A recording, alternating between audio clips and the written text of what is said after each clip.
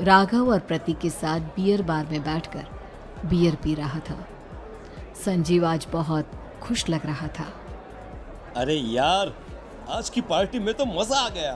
तुम दोनों दोस्तों के साथ तो मेरी जिंदगी इतनी अच्छी है कि क्या बताओ कितनी अच्छी है। अरे भाई, अब दोस्ती की है तो जीना मरना सब साथ में। हाँ अरे अरे यार सुनो, जल्दी से एक बियर और ऑर्डर करते हैं ना, एक आखिरी, और उसके बाद ये जश्न यहीं खत्म हो जाएगा। अरे हाँ हाँ, क्यों नहीं। वेटर, जल्दी से 2 बियर की बोतल लेकर आओ। आज मेरे दोस्तों को जश्न मनाना है, क्यों? इतने में वहां पर एक बहुत सुंदर लड़की छोटे छोटे कपड़े पहनकर हाथ में बियर की बोतल लेकर उसके पास आती है। ये लीजिए, आपने बियर ऑर्डर की थी ना, मैं लेकर आ गई। क्या बात है यार, इस बार की वेटर तो बड़ी सुंदर है। अब बियर लेकर आई हो तो अपने हाथों से ही पिला दो ना। हाँ हाँ, क्यों नहीं, जैसा आप बोलोगे मैं वैसा ही करूँगी। क्या बात है यार, अब तो लगता है रोज यहीं आना पड़ेगा। उसके बाद वो लड़की उन तीनों को बियर सर्व कर देती है। पार्टी करने के बाद वो तीनों अपने अपने घर जाते हैं। प्रतीक, संजीव और राघव को उनके घर छोड़कर जैसे ही अकेला अपनी कार में आकर बैठता है तो अचानक उसे एहसास होता है जैसे उसकी कार की पीछे वाली सीट पर कोई बैठा हुआ है। वो तुरंत पीछे मुड़कर देखता है। तुम यहाँ क्या कर रही हो? और तुम मेरी कार में कब आई? अरे तुम तो बार में वेटर थी ना। बस ऐसे ही मेरा दिल कर रहा था आपके साथ आपके घर चलने का, इसलिए मैं आपके साथ चली आई। अरे लेकिन तुम मेरी कार में आई कब? अभी कुछ देर पहले तो यहाँ पर मेरे दोस्त बैठे हुए थे। प्रतीक के इतना बोलते ही उस लड़के का चेहरा खतरनाक तरीके से बदल जाता है। उसकी आंखें पत्थर की तरह सफेद और पूरे शरीर पर नीली नीली नसें उभर आती है। गाड़ी चलाओ, पूरी स्पीड में चलाओ, और अगर तुमने गाड़ी रोकने की कोशिश भी की तो मुझसे बुरा कोई नहीं होगा। डर की वजह से प्रतीक के पसीने छूटने लगते हैं। उसका शरीर बुरी तरह से कांप रहा था। प्रतीक बिना कुछ सोचे समझे कार को फुल स्पीड से चलाना शुरू करता है। चलते चलते वो शहर से दूर एक पहाड़ी पर पहुंच जाता है और सामने अब सिर्फ पहाड़ी का किनारा दिख रहा है, जिसे देख प्रतीक घबराकर अचानक से कार को ब्रेक लगाता है। देखो देखो देखो देखो, मुझे छोड़ दो मुझे। अगर मैंने गाड़ी जरा सी भी आगे बढ़ाई तो हम दोनों नीचे गिरकर मर जाएंगे। ये तो तुम्हें पहले सोचना चाहिए था ना। अब कुछ नहीं हो सकता।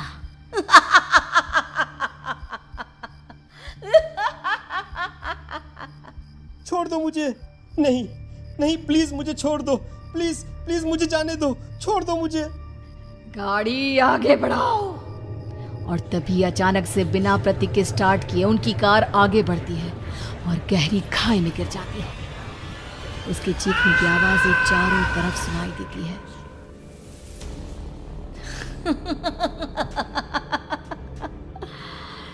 तुझे मारकर मेरे कलेजे में जल रही आग को थोड़ी शांति तो मिल गई, लेकिन अभी ये कहानी खत्म नहीं हुई।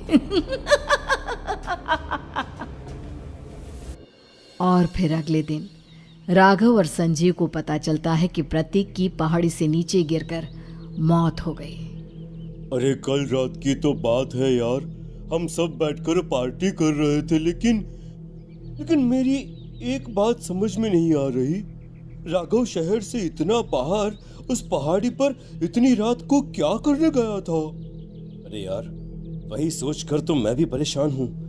हम दोनों को छोड़ने के बाद तो वो सीधा अपने घर जाने वाला था, और वो आत्महत्या क्यों करेगा भाई? कल रात तक वो कितना खुश था, हमारे साथ सेलिब्रेट कर रहा था।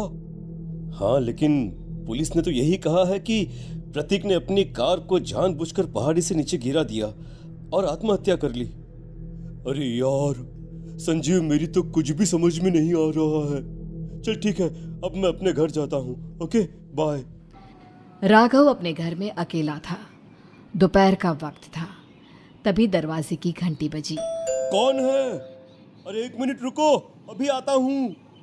राघव ने जैसे ही दरवाज़ा खोला उसने देखा कि सामने एक बहुत खूबसूरत लड़की खड़ी हुई है।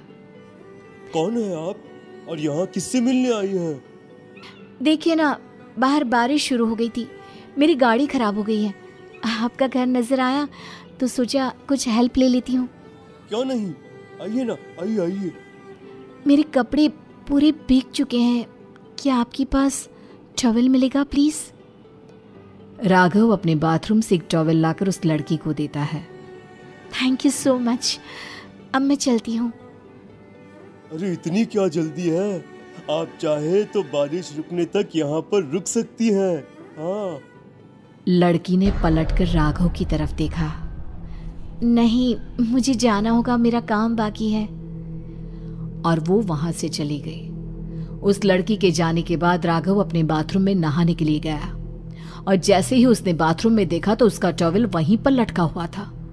उसने टॉवल हाथ में लिया तो देखा कि उसका पूरा टॉवल खून के धब्बों से सना हुआ है। अरे अरे ये क्या? ये टॉवल तो मैंने उस लड़की को दे दिया था।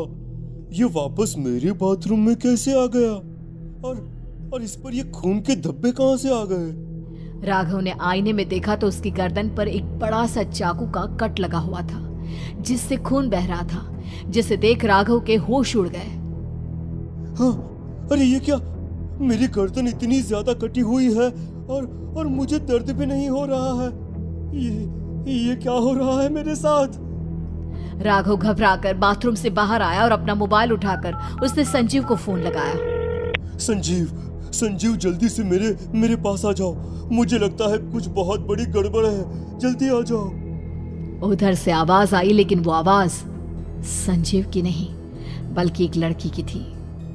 कुछ अजीब नहीं हुआ है, बस तुम्हारी मौत तुमसे मिलने आई थी और तुम्हें मारकर चली गई। अब तुम इस दुनिया का हिस्सा नहीं हो राघव, इसलिए तुम्हें अपनी गर्दन के कटने का दर्द भी महसूस नहीं हो रहा। नहीं, ऐसा नहीं हो सकता, ऐसा नहीं हो सकता। कौन हो तुम? तुम्हारी मौत। अब संजीव के पास खबर पहुंचती है कि राघव ने अपने ही घर में चाकू से गर्दन काटकर आत्महत्या कर ली। ये सुनने के बाद संजीव के होश उड़ गए। वो पसीने से तरबतर हो गया और एक अनजाना डर अब उसके दिल को सताने लगा। संजीव के साथ ही उसका एक छोटा भाई राजीव भी रहा करता था। अपने भाई को इस तरह परेशान देखकर राजीव उसके पास आया। अरे भैया, क्या हुआ भैया?